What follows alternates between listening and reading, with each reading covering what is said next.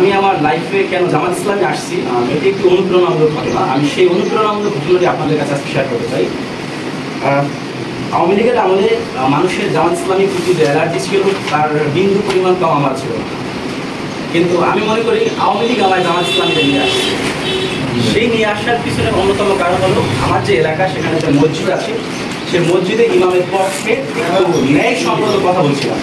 ন্যায়সঙ্গত কথা বলার পরে যখন আমি বের হওয়ার পর সেখানে আওয়ামী লীগের যে নেতারা ছিল তারা বলছে যে তুমি ইমামের পক্ষ নিয়ে তুমি বরং তুমি মনে হয় তাহলে জামাত শিবির করো, তোমাকে জামাত শিবির বলে পুলিশের কাছে।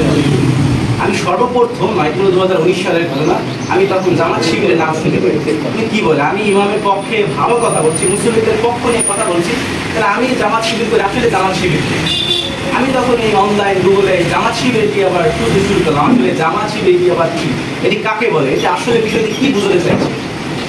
এই খুঁজতে গিয়ে আলহামদুলিল্লাহ আপনাদের এই 10 মিনারি সন্তান শাহেদ জামালউদ্দিন তার একটি বই আছে মুমিন হওয়ার পূর্ব শর্ত, সেই বইটি আমার কাছে ছিল। সেই বইয়ে ছিল বাকারা 256 নং আয়াতের একটি উদ্ধৃতি দেওয়া ছিল যে ঈমান গ্রহণের পূর্বে মুমিন হতে হলে আগে বাতিলকে অস্বীকার করতে হয়, তাগুতকে অস্বীকার করতে হয়, তারপরে আল্লাহর প্রতি ঈমান আনতে হয়।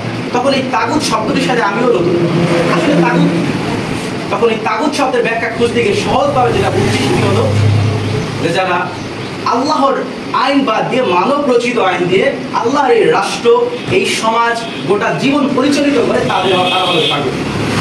আমি দেখলাম এখন এই তাগুতের তালিকা করতে গিয়ে আমি জামাত শিবিরকে খুঁজে পাই। আমি যখন জামাত শিবিরের সহযোগী সদস্য ফরম পূরণ করি তখন প্রায় 30+ বই শেষ করি। 2022 সালে জামাত শিবিরের সাথে সংযুক্ত হই। আল্লাহ 2023 সালে মার্চ মাসে আমাকে রোপণ হিসেবে কবুল করে।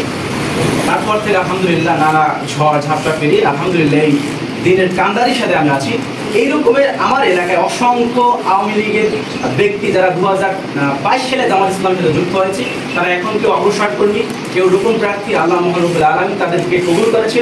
এবং আপনাদের কাছে আমাদের আকুল যে আবেদন, আমরা যে 5 তারিখের পরে একটি সুযোগ পরিবেশ পেয়েছি, এজন্য আল্লাহ রব্বুল আলামিনের কাছে লাখ কোটি শুকরিয়া। একটু বলি সকলে আলহামদুলিল্লাহ। এই যে একটি পরিবেশ পেয়েছি, আমরা এই পরিবেশটি যদি সঠিক ব্যবহার করতে না পারি তাহলে 5 তারিখের পূর্বে আমাদের যে অবস্থা ছিল সামনে তার থেকে আরো ভয়ঙ্কর দিন হবে। তা আমরা 5 তারিখের পরে এখন হারে হারে টের পেয়েছি। এখন আমরা এই পরিবেশটিকে একটি ইসলামের কান্দার হিসেবে তৈরি করব। এখন এটি কিভাবে হবে? যখন সংসদে পার্লামেন্টে আমাদের কোরআনের পার্লামেন্ট হবে এবং সেই সংসদে কোরআনের আইন প্রতিষ্ঠিত হবে, তখনই আমাদের সেই কাঙ্ক্ষিত আমাদের সেই স্বপ্ন পূরণ হবে। সেই লক্ষ্যে আমরা সকল প্রকার অভিযোগ ভুলে আমরা সামনে এগিয়ে যাব।